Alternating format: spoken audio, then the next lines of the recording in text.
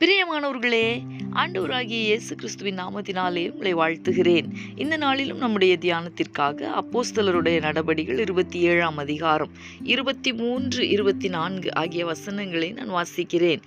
ஏனென்றால் என்னை ஆட்கொண்டவரும் நான் சேவிக்கிறவருமான தேவனுடைய தூதனானவன் இந்த ராத்திரியிலே என்னிடத்தில் வந்து நின்று, பவுலே, பயப்படாதே, நீ ராயனுக்கு முன்பாக நிற்க வேண்டும்.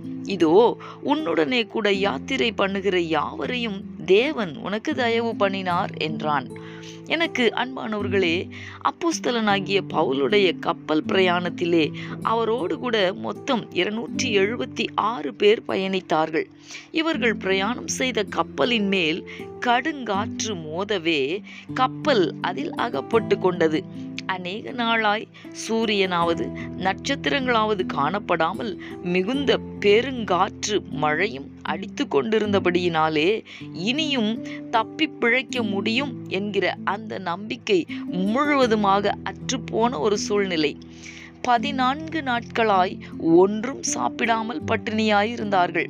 இந்த சூழ்நிலையில்தான் பவுலுக்கு கர்த்தருடைய வார்த்தை உண்டாயிற்று. அது என்ன தெரியுமா? அந்த பவுலோடு கூட பிரயாணம் செய்த அத்தனை பேரையும் தேவன் காப்பாற்றுவேன் என்று வாக்கு பண்ணியிருந்தார். அந்த தேவனுடைய வார்த்தையின்படியே பவுலோடு பயணித்த அனைவருமே காப்பாற்றப்பட்டார்கள். அன்பரே, இன்றைக்கும் உங்களுடைய வாழ்க்கையிலே எதிர்மறையான சூழ்நிலைகளின் மத்தியிலே நீங்கள் பயணித்து கொண்டிருக்கிறீர்களோ?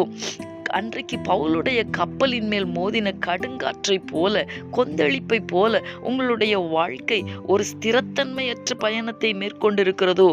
எல்லா தீங்குக்கும் விலக்கி காக்கிற தேவன் உங்களையும் எல்லா தீங்குக்கும் விலக்கி காப்பார். அவர் உங்களுக்கு கொடுத்திருக்கிற தம்முடைய நல்வார்த்தையை, உங்களுக்கென்று குறித்திருக்கிறதை நிச்சயமாய் நிறைவேற்றுவார். இனி தீங்கை காணாதிருப்பீர்கள். விசுவாசித்து ஜெபிக்கலாமா? எங்களை நேசிக்கிற எங்கள் அன்பின் பரலோக தகப்பனே, ஆசீர்வாதமான இந்த நாளுக்காக உமக்கு நாங்கள் நன்றி செலுத்துகிறோம்.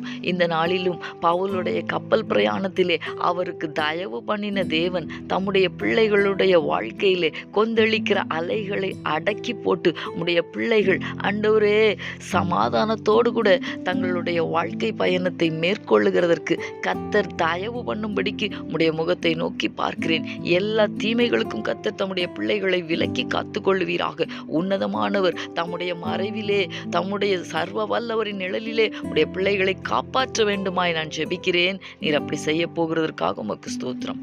இயேசு கிறிஸ்துவின் நாமத்தில் வேண்டிக் கொள்ளுகிறேன் நல்ல பிதாவே. ஆமேன், ஆமேன்.